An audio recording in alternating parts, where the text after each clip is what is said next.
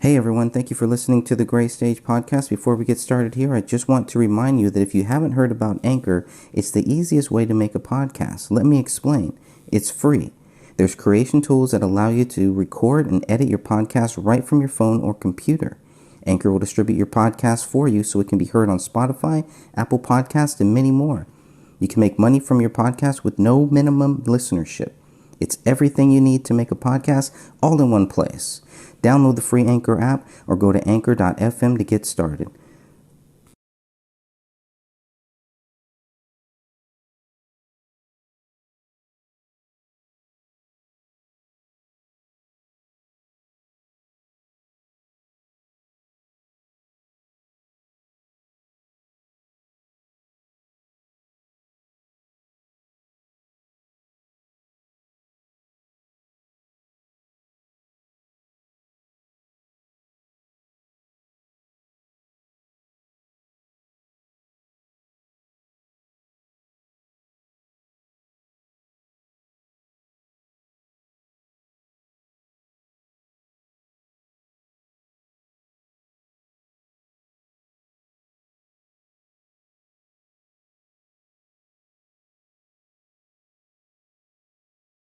The Gray Stage by Greg Fernandez Jr., Mind Body Soul Productions, 2020.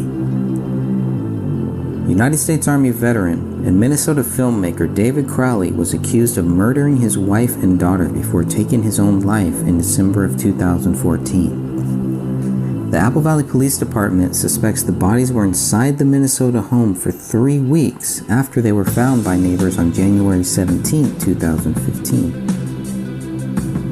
Within 24 hours of finding the bodies, authorities assumed this was a double murder-suicide. The culprit was deceased, and the public was not in any danger. On the day the bodies were found, authorities did not see a bullet hole in the living room ceiling or a bullet in the living room carpet. These were two of the most important items in this case, as they were tied to David Crowley and his daughter. It was only after investigators were told of their existence that they returned to the crime scene on 2 separate occasions and retrieved the 2 spent rounds. What did authorities find in the Crowley house that proved David Crowley murdered his wife and daughter and then killed himself? Without a motive, and with the absence of guilt, the case was closed with the status of exceptionally clear. If David is truly guilty of this crime, then authorities should be forced to prove their theory. The Gray Stage exists solely because of the official conclusion as stated on page 92 of the Apple Valley Police Reports PDF. With the conclusion of the review of digital devices, Detective Brian Bone reported on October 7, 2015, there is no other information available for further investigation. Throughout this investigation, the AVPD has not discovered any information or evidence that shows anybody but David Crowley is the perpetrator of these crimes, including the killing of his wife, child, and himself. This book, The Gray Stage, is a direct response to the allegations against David Crowley. Due to the lack of evidence against David, I felt it necessary to write this book. One of the reasons I decided to write The Gray Stage was to help convince the Apple Valley Police Department to reopen case number 1500303. Either the Apple Valley Police Department should be forced to prove David Crowley guilty or they should admit the case is unsolved. Because the official investigation failed to prove David Crowley guilty, I can only assume he is not. What other conclusion could I possibly reach under the current circumstances? On the early morning of January 17, 2015, Paleo's barking attracted the attention of Colin Prochnow. Colin indicated that he heard and saw the dog inside of the Crowley residence, Officer Becker reported, early this morning, and thought it unusual since he had not seen anyone come and go from the Crowley residence. Mr. Prochnow returned home to discuss the situation with his wife, Judy.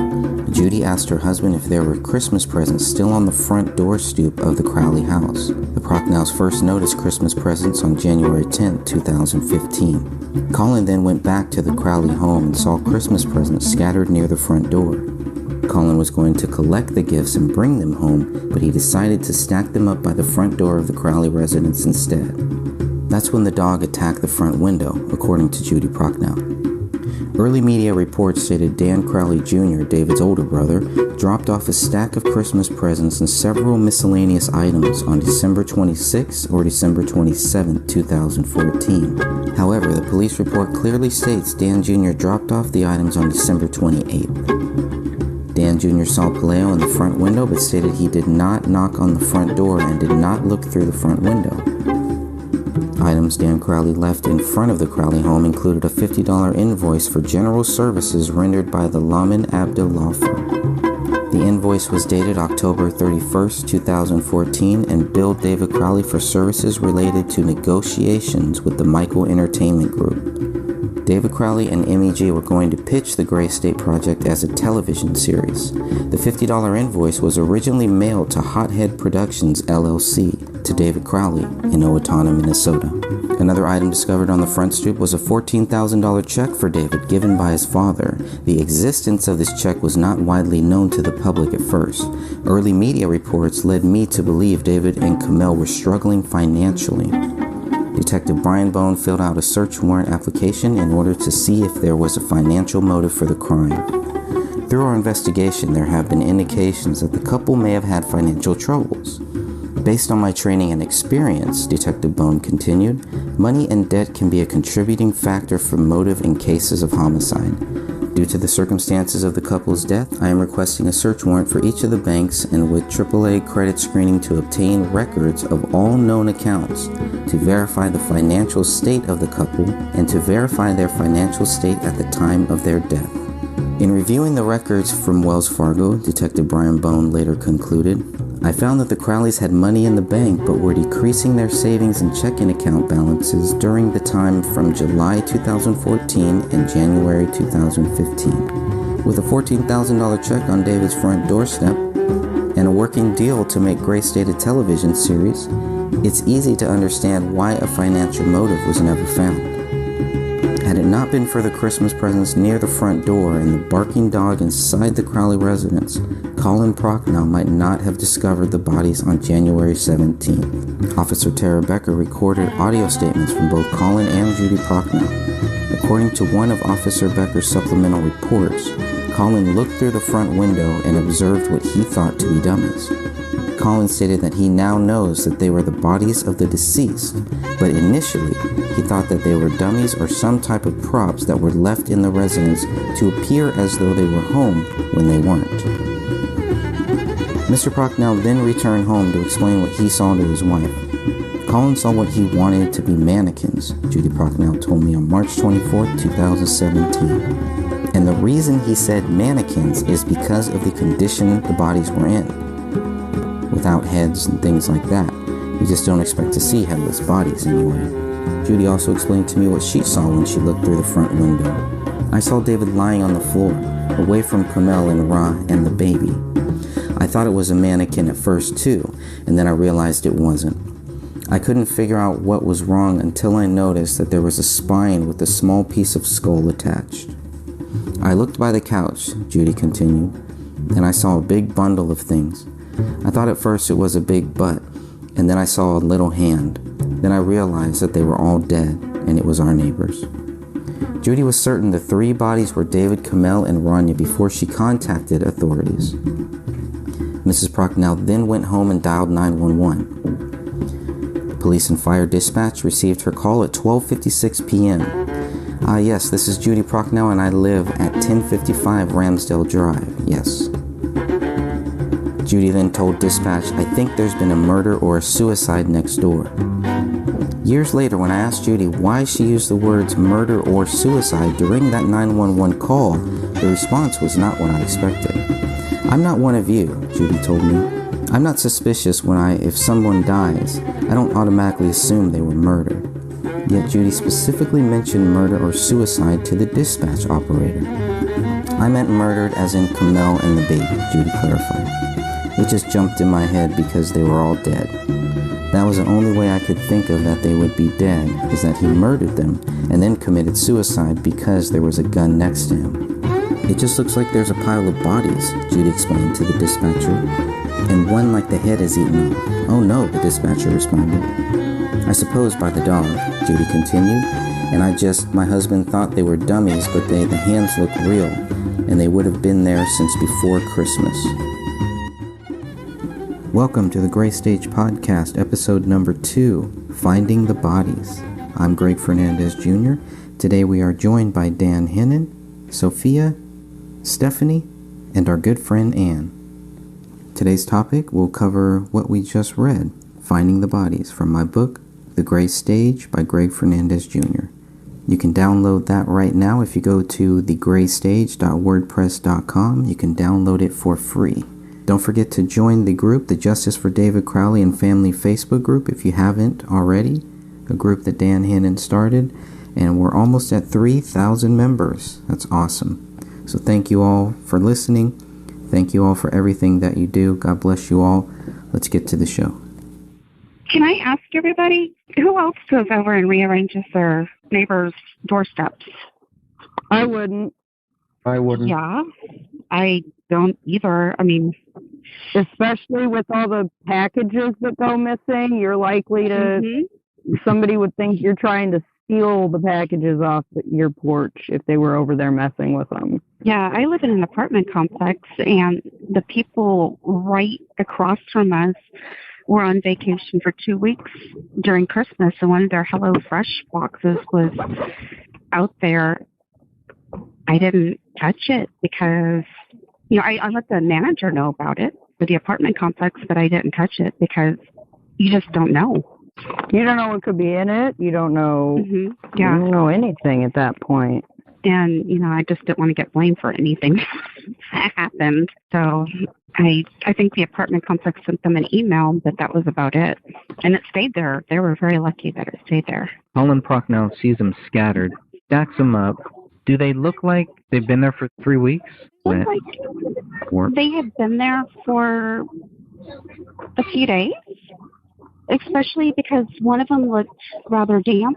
The one that was wrapped, that looked pretty damp. The paper looked warped. So, to me, it looked like a few days, but 3 weeks? No. I mean, they're not noticed until January 10th. I don't see that paper bag not being just completely saturated if they were there for that long. Yeah, I'm surprised that the paper bag stayed on that doorstep. If it had been windy and knocked those packages everywhere, I could see that taking it down the block if something wasn't weighted on top of it. I was going to say that walkway wasn't plowed or shoveled. There was snow accumulated on that. So it must have taken some effort to get from the driveway, which was plowed, to the front door, and then to make the effort to rearrange all the packages. If they really thought, hey, why are these packages sitting here? I haven't seen my neighbors. Why wouldn't you just call the police and do a safety check? Yeah, that's a really good point. Okay, so Dan Jr. dropped these gifts off on December 28th. You only have one person, really, who sees them January 10th. I don't think any of the other neighbors mentioned seeing any gifts aside from that day. And then, of course, you have the $14,000 check, too. Which I find is odd because Dan Crowley Sr. wasn't calling to say, hey, how come you haven't cashed this? There's no mention of any emails or text messages, from Dan Sr. I think that out of everything, that would have been a major key to reach out and ask about. I think that check being there is what really made me go, wait, what? Because, if it's just like little presents that don't really have much value, yeah, if I was going to leave presents, I probably would, but not a check that big.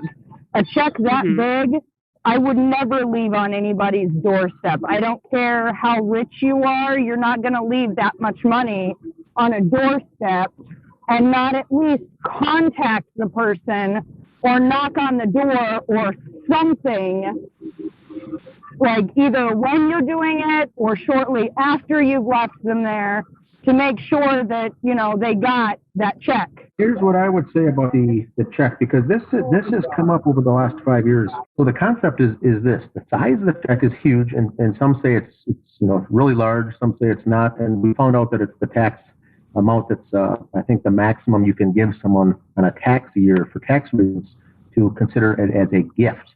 And so if Dan Crowley Sr. did this for each one of his 3 children, it would make sense.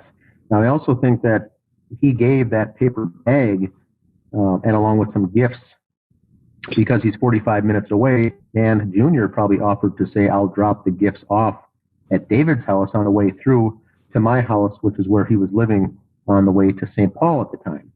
And so that part makes sense, which we have to assume that if Dan Jr. dropped the gifts off, is more than likely 100% true. Dan Sr. wouldn't have known that he wouldn't have stopped over, opened the door, dropped, given a hand-to-hand to David. We hear a lot of, why would the check be left there? Number one, Dan Jr. didn't know a $14,000 check was in that bag, more than likely. And Dan, he was probably mortified when he found out later that Dan Jr. just dropped everything off on the steps and left.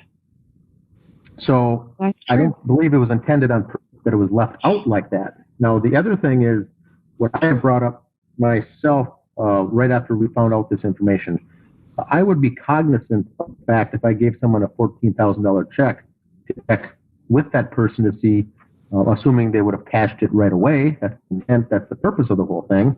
And after a week went by and it still hadn't cleared, you don't have to wait for the bank statement to come. You can certainly log on and see that it still hadn't been cashed. And so 3 weeks later raises my eyebrows that he didn't check. Now, what Sophia said, we don't see text evidence or phone calls that Dan Sr. was calling David to say, hey, what's that check? How come we didn't cash it? It's still, sitting out there outstanding as if it hadn't been cashed. But I don't think Dan, the dad, knew that it was sitting on the front stoop for 3 weeks.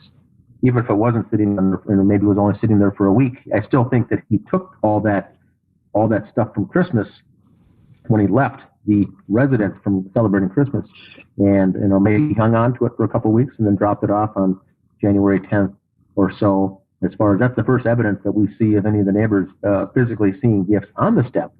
But I do believe that Dan Jr. had all this stuff in his possession the whole time. The gifts, the honest to goodness gifts from the family, some of the gifts from himself, and a package from his father that was just in a paper bag that I believe was stapled shut. So I don't think Dan Jr. knew the contents of what was in the bag. If he did, he probably would have signed over that check for himself, I guess. But I don't want to assume anything. But the last thing on that, too, is if Dan Sr. was in on this scheme, it certainly makes him look good, like a caring father, giving cash to his son. Well, we know they were on bad terms and they weren't speaking, and David wasn't telling him the truth of what was really going on in his life. If Dan Sr. was in on it, that's a great alibi here. A big sizable check there, knowing that the recipient would never cash it. It's only going to make him look good when the investigators get there. So that was also tossed about as an option, that he left it on purpose, that amount, that huge amount, as a gift at Christmas time as a loving dad and a doting father to his son and wife and granddaughter. That could also be the case, because that's what alerted me when I saw the amount and the size of that check. I thought that's very convenient, because who's going to blame or even want to point a finger at Dan Sr. by being such a nice, caring, doting dad? But if he did that on purpose, knowing that it would never be cashed, I'm surprised he didn't write a check for $50,000 or $100,000. But it was at $15,000, which means he probably did have some logic in there about that tax code. Maybe he had done this in the past. We know that Dan Sr. was on not good terms, and Dan Sr. was caught lying to authorities in the police report with his various phone calls and text messages that were not validated or supported by evidence. So who knows? That's some really good insight. Thank you so much. Yeah, absolutely. Anything else on the $14,000 check or the all those presents and all that stuff that was found on the front stoop? I have. This is Dan. I have one more comment on the gifts. Some of the presents, if you did look at those photographs of the contents of the gifts that were Christmas gifts from the brother Dan, there were target and shooting practice and targets not just of regular, simple bullseye targets, but they were all morbid and zombie type of images and skin falling off and skeletonized kind of images, which leads one to suspect that this was planned and arranged, and he was included in the killing. Was this some type of a message sent or a coded, something else? That the images of some of those of the hand, of the skin coming off the hand, and the skeletonized fingers of these dead zombies, on the shooting targets were very strange. And those were the gifts from Dan Crowley Jr., the brother of David, who dropped them off, and who was more likely connected with this case in some way, shape, or form, either directly or indirectly, was connected. Did he buy those on purpose in the target practice? Very, very strange. Remember, he had been not on good talking terms since August of that year with his own brother, and whatever was said by Dan Jr. resulted in David ultimately crying, and Comel had to console him after whatever happened. So we know whatever it was pretty serious, and it caused the irreparable connection there with that they stopped talking altogether. It damaged that relationship so bad. But who knows? But then to go out and get them nice target shooting gifts and be nice to drop off the gifts there, who knows? It was very, very strange. And then to go back earlier to the dates, we know we got the dates wrong, but just to clarify, it wasn't Dan Jr. who got the dates wrong. He said to police that it was the December 28th that he dropped them off. The Star Tribune article that was quoted by another friend, Mason Hendricks, said that he thought that the brother Dan dropped him off either the 26th or the 27th. He couldn't remember. And so he may have gotten the dates wrong, or it may have been what Dan told him. But we don't have evidence that Dan Jr. Told Mason that it was the 26th or the 27th. So we don't know that Dan got it wrong. He certainly may have, but we know the Star Tribune just quoted what Mason said, and he said 26th or 27th, and that was coming right from Mason Hendricks. Okay. We really don't know. It may have been on purpose once again, all to serve as a distraction, being the first two dates were wrong, and then we finally get the 28th, and now we find out 5 years later that the 28th more than likely wasn't true either. All three of those dates could have been set as a trap, as bait to get us focusing on what date they were dropped off, when in all reality, all three dates were wrong. Yeah, because they have a habit of giving us wrong information. Correct. And I think it's just a game to them. That was done on purpose. That could have been a misinformation. The difference between, for the newer listeners out there, the difference between misinformation and disinformation is really one word. It's the word intent. Misinformation is you honestly didn't know, you just got the dates wrong. It sounds like that's what Mason Hendricks happened here, was misinformation. But we know that Dan Crowley potentially lied to police when he did tell them it was 28th. If those gifts weren't laying there that entire time, then that's a lie. And then all three dates would then potentially become disinformation, meaning it was done on purpose to sidetrack, to mislead, to deceive. And so that's more than likely, I think, what we're dealing with here. But we don't have anything to support that. The only two questions I would have on that $14,000 check was, like you were saying, is this something that David's dad does for him every year? The other thing I would like to know is what date that check was dated. What date was that check signed on? And the other thing with the $14,000, just to jump in here, is that's something that Dan Jr. or even Allison, the sister, could have come forward with either on our page or left a message or a note to say, look, Dad's been doing this for all three of us kids for 5 years, something to effect. Or, heck no, we've never heard about it. Why the heck was he giving a check to David, not us? We could have given something like that. We could have been, provided something like that. But then keep in mind, if they did willingly provide some kind of information like that, it would have probably been doubted or scrutinized anyway. So I think that's more of it's a horse apiece there. But the 14,000, very interested. It does seem to lend credence to the fact that the family was having trouble financially, which they also thought that David and Camille were having financial. They were fighting off some debt. They weren't able to pay bills. And here you see this big check that kind of to young investigators, homicide detectives like this, they probably thought, wow, they were having a hard time. So maybe he did snap. Not soon enough. He didn't open that mail soon enough to get this check. It may have changed his decision from killing his whole family. So I think it also helped to cement the fact that they were having financial problems, which to me is sketchy. The whole check is sketchy because it only favors one side of the narrative. Dan Crowley looks better for sending it.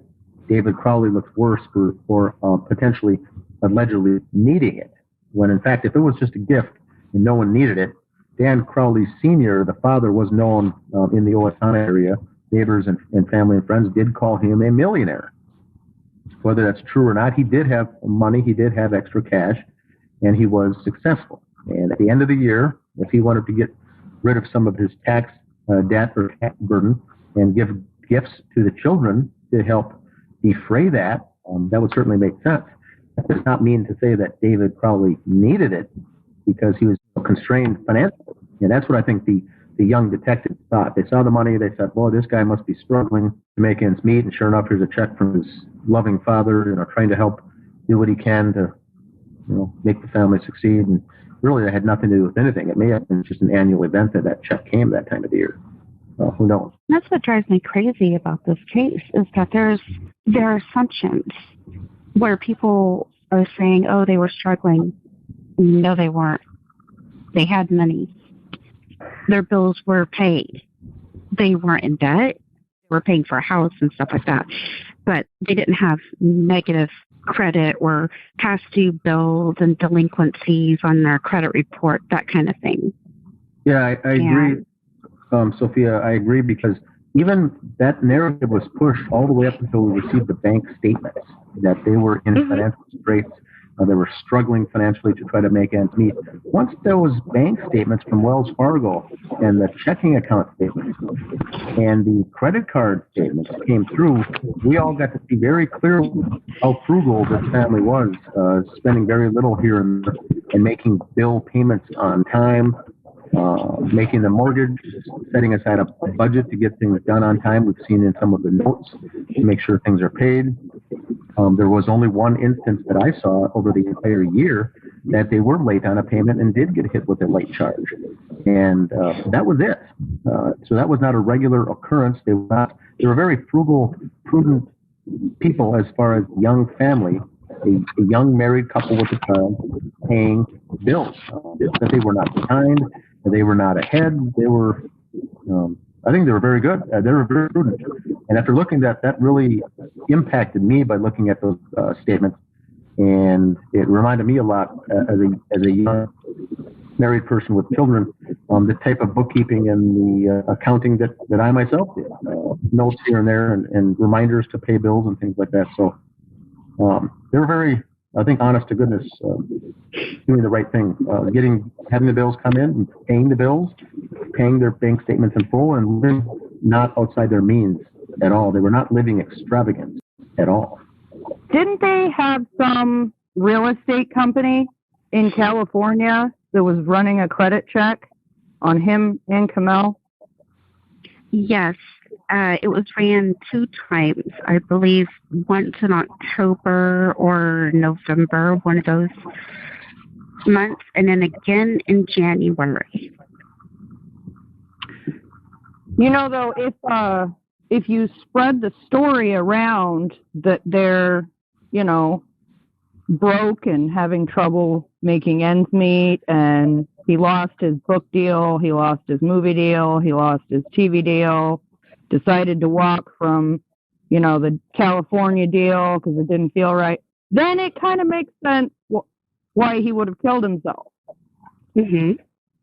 But if you look at all of the credit reports, all of the financial information, that's when that whole story falls apart, because you realize that nothing in any of their credit reports or credit history at all shows that they were struggling at all, anywhere.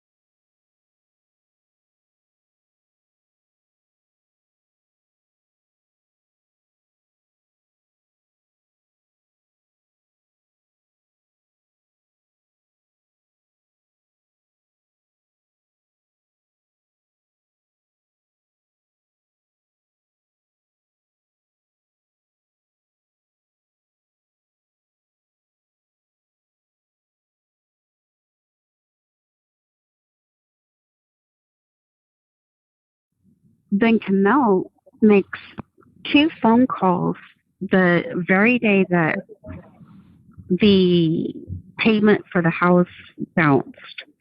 And basically that was just a automatic withdrawal from David's other account.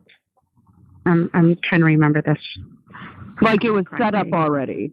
It was a transfer into one account. Correct. And so she just made 2 calls, and the second call was the one that transferred the money from David's account to that account, their joint that paid for the house. So it was done very quickly and settled. And there was a rumor going around over the summer saying that their house was in foreclosure at the time of their deaths, and they were behind in their bills and struggling and everything. And that was not the case whatsoever. Yeah, I was going to say, I think it was in the Apple Valley Police Department report. Did they find some like silver bars in the basement too? I remember seeing that. Or gold coins? Yes. Yeah, something like that. Yeah. So Silver, if they were struggling financially, they could have just cashed in. Right. That's a really good point. They had so much in that basement. They had so much stuff in that basement that he could have taken to a number of places and gotten enough money to make a mortgage payment. If he was really honestly struggling for the money, that is. I'd like to, bottom of page 5, just clarify 2, what I would call carefully crafted statements by police, whether it was intended or not. But you do see that Detective Brian Bone says that through our investigation, there have been indications that the couple may have had financial troubles. Key word there is may. I think a statement like that could be written about any family they find in a murder, suicide, or a murder. It's very open-ended the way he phrased that there may have been financial difficulties. That could be with anybody. And then he goes on to say, based on my training and experience, which is very interesting to say, it's beefing up his credibility, a statement like that. It says money and debt can be a contributing factor for motive in cases of a homicide. That statement I would agree with 100%. That's most of your motives for crimes are that, money and debt. He's not saying anything about the Crowleys here. He just says history and training shows that money and debt can be a contributor to homicide. That's a fair statement. Yeah. He goes on to say that due to the circumstances of the couple's death, he's requesting, a warrant for the banks to verify the financial state at the time of their death. I think that's fair to say, and he did get that. He did get the information from Wells Fargo. Then he goes on to say, and this is the last thing, is I found the Crowleys had money in the bank, but were decreasing their savings and checking account balances during the time from July to January, 2014 to 2015. That I feel is a very interesting word sentence by Detective Bone. It helps lend credibility to the fact that they were canceling and closing out everything on their way to being despondent and depressed and to kill the family. It helps push that narrative that they were decreasing their balances. Now, I've seen the bank balances and the credit card statements from every month that Brian Bone is talking about here. And some balances, they're higher. Some balances, the monthly balance is lower.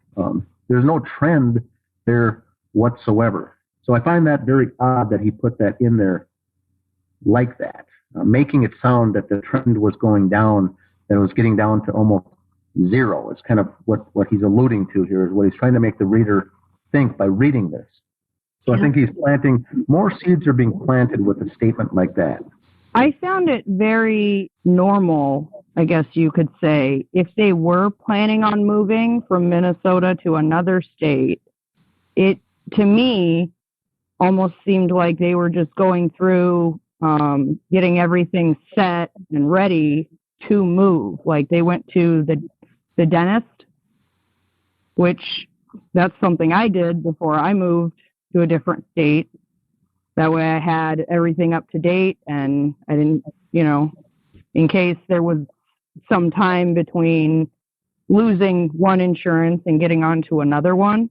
But in looking at that kind of stuff, in my opinion, I didn't see anything that really said that they were desperate or hurting for money. It all seemed pretty natural with what they were doing. It didn't seem at all like they were planning a double murder suicide or anything like that, because why would you care if you go to the dentist or not if in 2 weeks you're going to be blowing everybody's head off?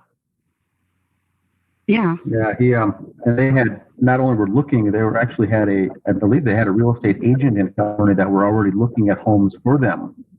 And so they were planning on moving, and they had already decided, which state. It wasn't just simply to move. And they had zeroed in on a location in California that they were looking at homes already, narrowing down the criteria search as far as what kind of home they would like to live in. So Detective Bone, I think, was wrong on that information. He could have done further drill down searches on this to conclude that they were not having financial problems. In fact, they were looking to move because of this contract deal. And the other thing to consider, too, they had their daughter enrolled in a very expensive school. Yeah, I didn't think about that. That is correct. That was in Minnesota here, that type of the Montessori that she was enrolled in was no cheap school. That was a higher end learning option for her at that age. And you got to go through and they'll do a credit check and a background, and you got to qualify just to send your child to that school. So I think all of this information lends with actual evidence that lends credibility to the fact that they were not in financial dire straits. Comel had even went to this at length to say that she was writing a book and let her dietitian license in the state of Minnesota lapse. She let it expire. So that also leads to the fact that she's probably looking to re-up her license in another state. Then we go to Officer Tara Becker, and we get to what Colin actually saw. Colin looked through the front window, and he observed what he thought to be dummies.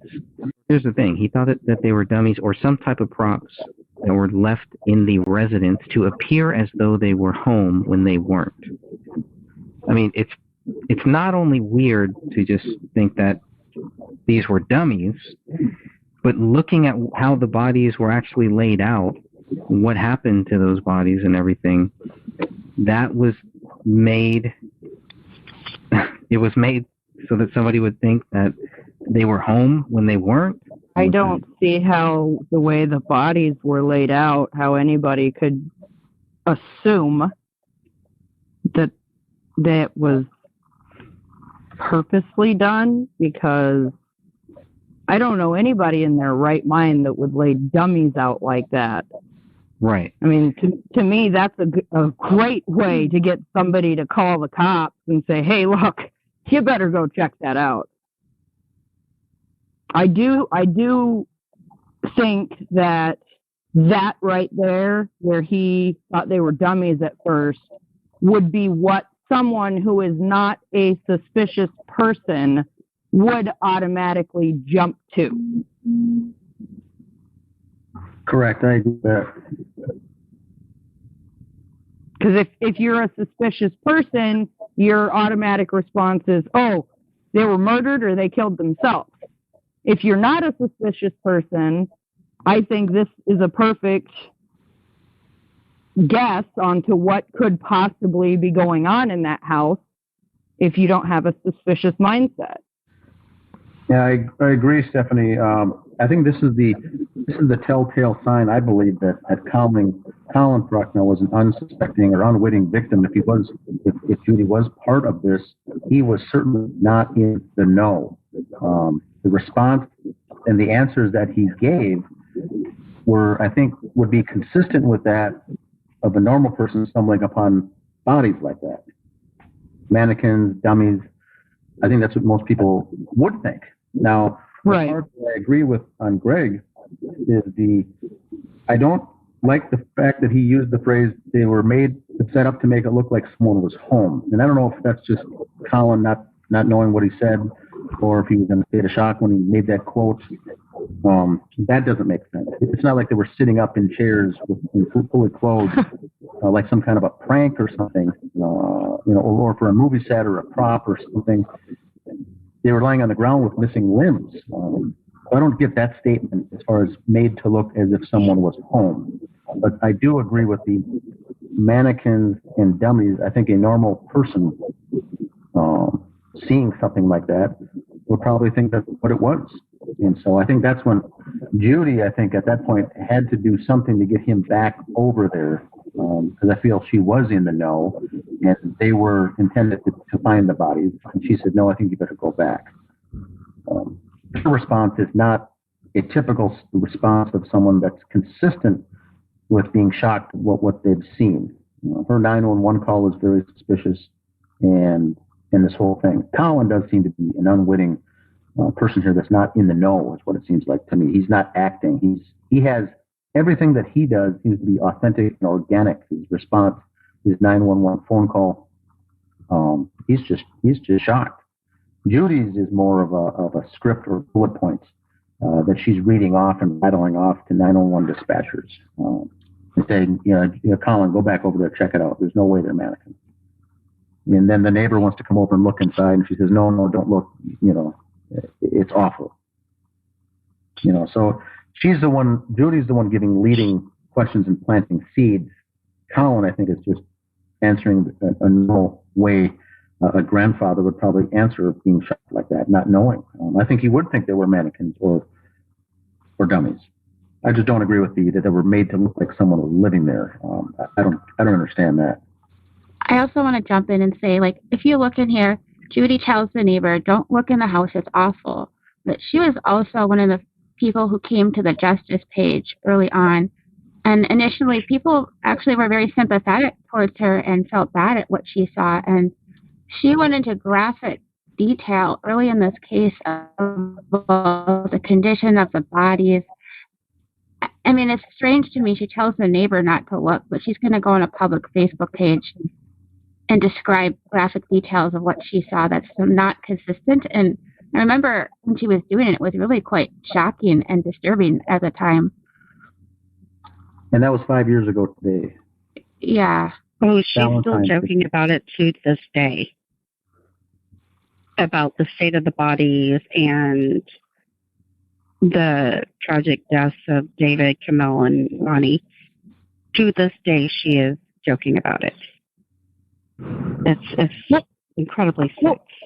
That's just as sick as the friends online putting on public forums all the disgusting comments that they made. Like, if this is your friend and you believe that he committed this crime, why on earth would you be making a sick joke like that? Or it's not just one thing that they said. It's at least 10 different comments that several of these friends made.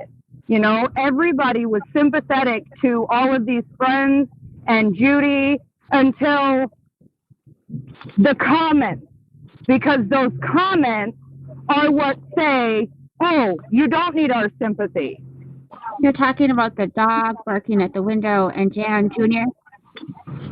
I was going to say, Jan Jr. said the dog attacked the window. There was somebody on the justice page, knickknacks and books, and none of the knickknacks are disturbed. There's still dust sitting on there. The books are straight up and down.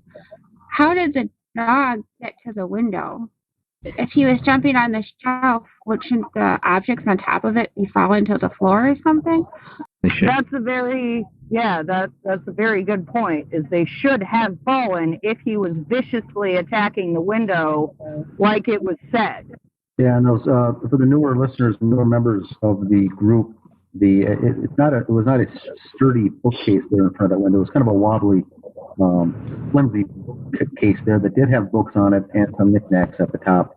Beside those two bookcases, I think there was two. There was a very little space in the middle for a dog to get in to jump up at the window, and there was no space on the left side of the window because that's where the Christmas tree was.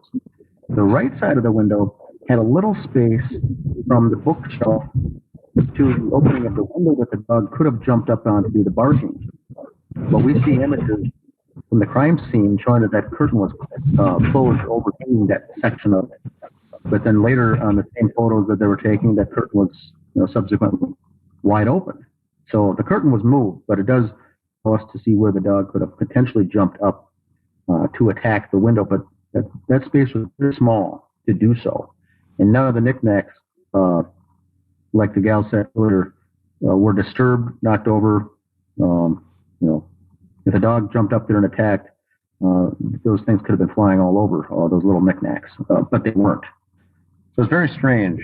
And Judy said later on another comment before all the FOIA requests came out, she said the dog was up there because that's where the couch was. The sofa was in front of that big picture window. And the dog was jumped up there and attacked the window from the sofa. And she went on pretty heavy on the comment section on the people.com, the People magazine website when the article came out and when the story broke nationwide. She spent the best part of that afternoon on the comment section heavily trolling there and telling everyone that the dog jumped up because there was a sofa in front of that picture window. And so when the photos came out soon after that, that showed that no sofa was even close to that front picture window, that's when some of her story started collapsing. She is very obsessed with this case. The amount of time she spends online looking for this case on the different forums, different articles, Reddit, YouTube, everything, and then she goes into the comment sections and stuff like that. This is unhealthy. For just somebody who was just a neighbor, it's a very unhealthy thing. To play devil's advocate, you could say fairly that, I myself have a very unhealthy fascination with this case. However, as Ann just pointed out, Colin, as Judy told everybody, Colin was having a very serious, a very troubling time trying to get over what he saw, by himself, which, that's completely understandable. But as Ann was saying, if you know that's going on with your husband, why on earth are you going to sit here 5 years later and still be one of the main people attacking people for going against the official narrative?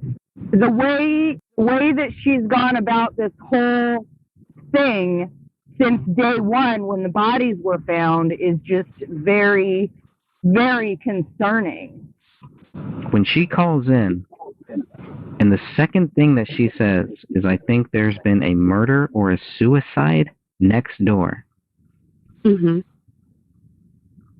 She has to understand why people would start asking questions about her, jumping to conclusions so early. And it's not just that. Just like how Dan was saying, if you compare the two 911 calls, they're like night and day. Looking through the same window, the exact same window. These are two people that have lived together for a very long time. Looking through the same window, one sees dummies, the other sees a murder or a suicide and describes dog scavenging. It's a big, big difference.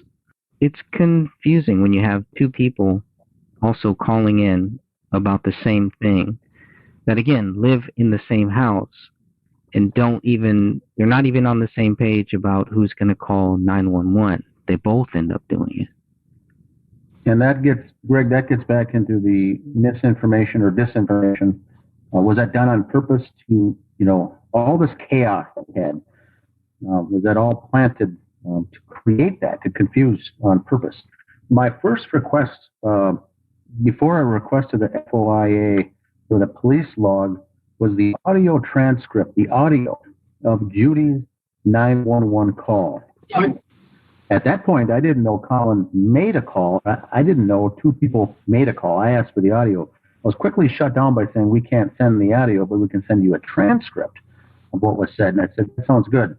So that was odd. Is that a common thing that they will not send out the actual 911 phone call in audio format? I think that would be very telling by the inflection of the voice and how it was stated by Judy. I think that would be very, very telling. With the other case that I received from Apple Valley, we received the audio recordings for that case. I'm not sure if we received the 911 call, but we got the interviews, and that was very enlightening, wasn't it, Greg? Yeah.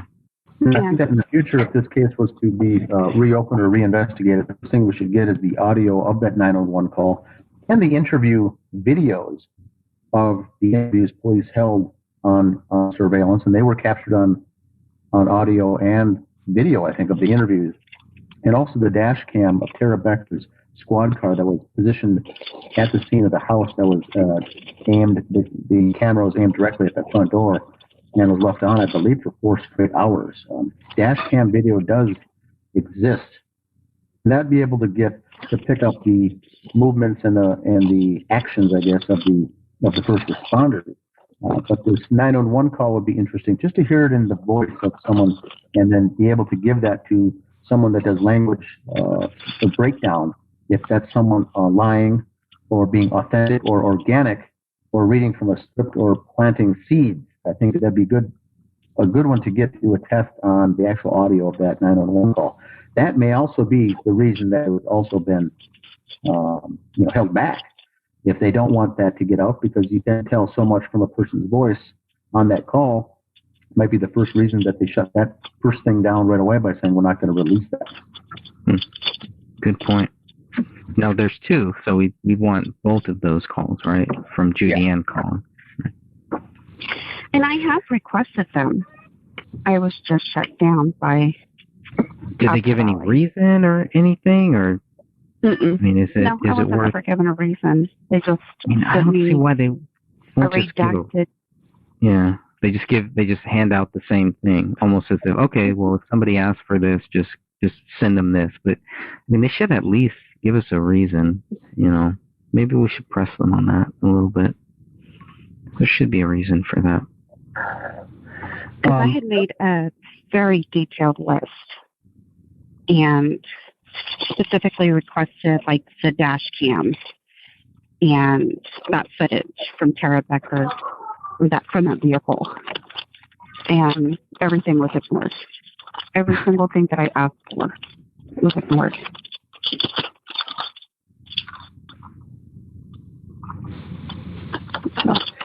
And Dan, I'm happy to give you a copy of that for you so that you can see exactly what I had requested. Yeah, a screenshot of that, or just a one page of that particular request would be good. You can shoot that over on an email or something. I do think that they're not going to provide that for sure.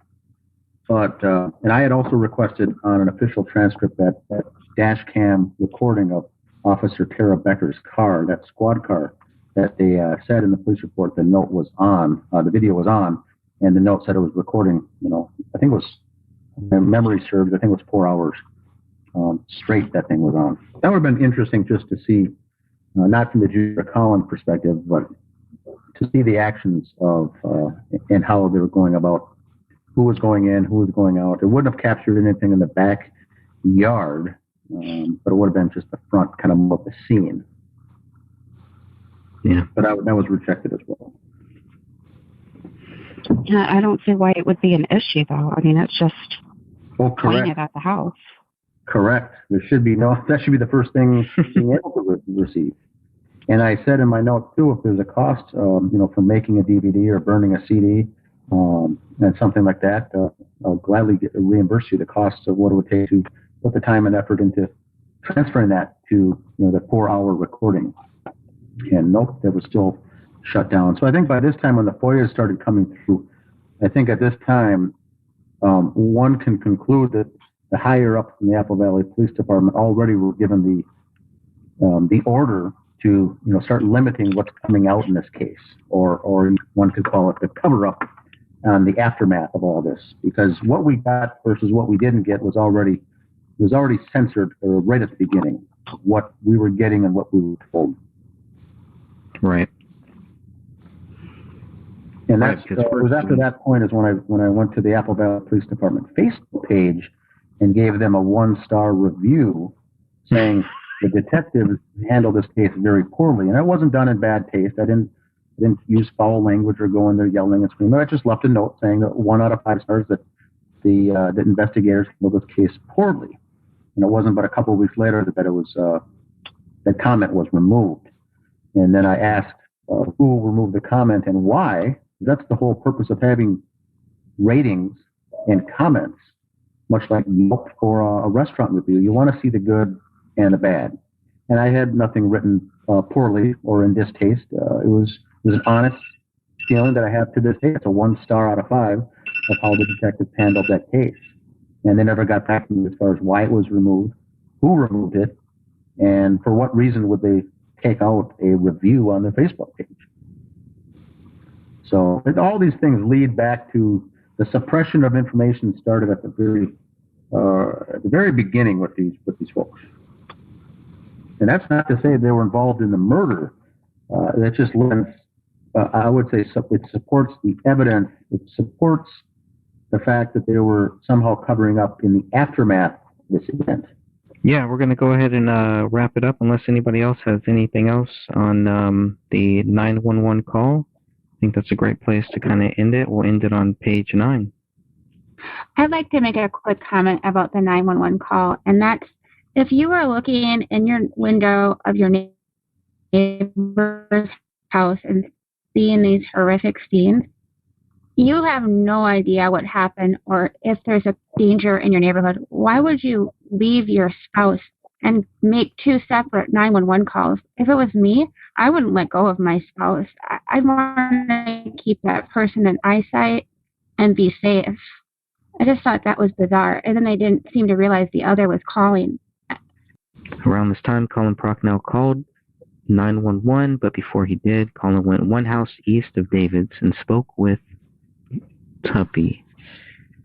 Now, Officer Tara Becker reported what happened next. Tuppy stated that the Crowleys were brought to her attention today when her other neighbor, Colin Procknell, came over and asked if she knew where the Crowleys might be. Tuppy stated she thought they had possibly gone to Texas for the holidays and just weren't back yet. Thank you. So she called David's landline. Is that the landline number? The 0461? I thought it was a cell phone number. Have a landline. I didn't think they had a landline either. Okay. And that's possible that she just got that wrong or that... I thought maybe Mr. Alam, wasn't he paying for their cell phone lines at one point and then he stopped, so they had to get new numbers?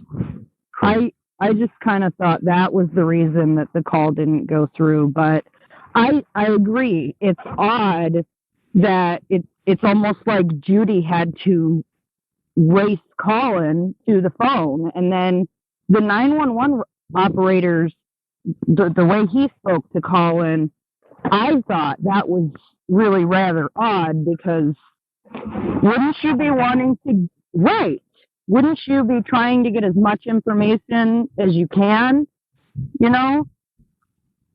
Like, it's almost like they were like, listen, we already talked to your wife, so why are you calling?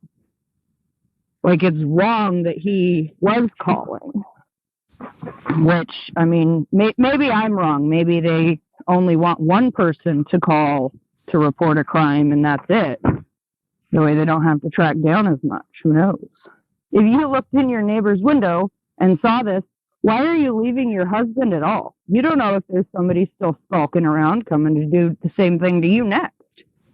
Like in every other 911 call I've listened to, it's, okay, hold on, stay on the line with us, help is on the way, not, okay, goodbye, get off the phone. I think the only other thing that I want to get everybody's thoughts on are this gun, because if you read the 911 transcript, it's not clear by that if Judy saw this gun. just in this call, if we're just looking at this call here, she's saying that Colin saw it. She never really says that she saw it. And that kind of bothered me because I wanted some type of statement in this thing. She's so clear about all of these things, it should be clear whether she saw that gun or whether she didn't. But she's asked, and she says, yes, my husband saw it. She doesn't say, yes, I saw it. Okay, so right before they ask him what his name is, so he says, yeah, it's 10:51. Would somebody like to come over and, what is it, do a welfare or well check or something like that? Mm-hmm. And the dispatcher says, okay, you said 10:51 for them? And Colin repeats 10:51. The dispatcher says, okay. And then Colin says, and I looked through the front window and there's like 3 dummies on the floor. I don't think there are any bodies, but it looks like there's a gun next to one, a handgun. And then they say, okay, and what's your name again? And he spells his name, and they ask for his phone number, and they give a cell phone number, a house number, and then the dispatcher says, okay, all right, just 1 second. And then Colin starts explaining that, they were out of town and they saw presents. And after he gets done saying this, the dispatcher says, okay, did you already call? And Colin says, what? Yeah, we tried calling that cell number and nobody answered. And the dispatcher says, no, did you already call us? Your wife already called us. Judy just called us. And Judy says, the dispatcher says, okay, you saw the gun on the floor. And Judy says, yes, my husband saw it. He's not here right now. He's talking to the other neighbor. We hadn't seen any movement over there and all that.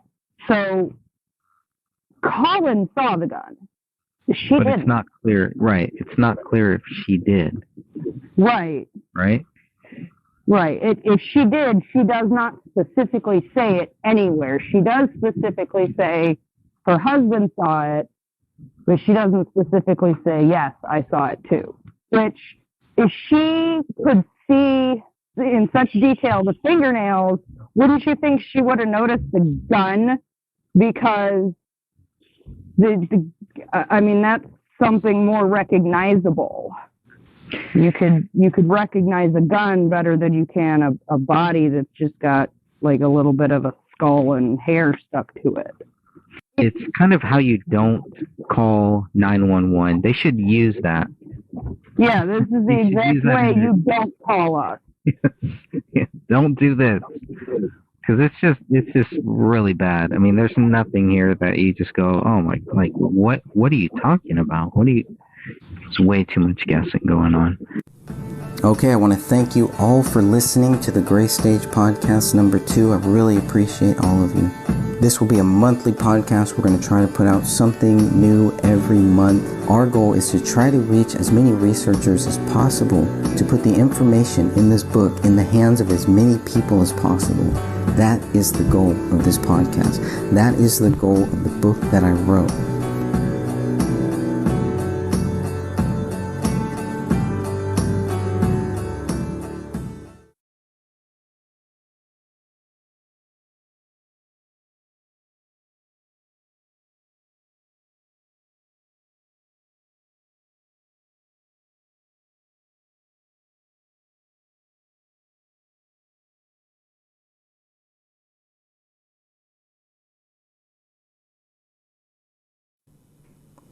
Hey everyone, thank you for listening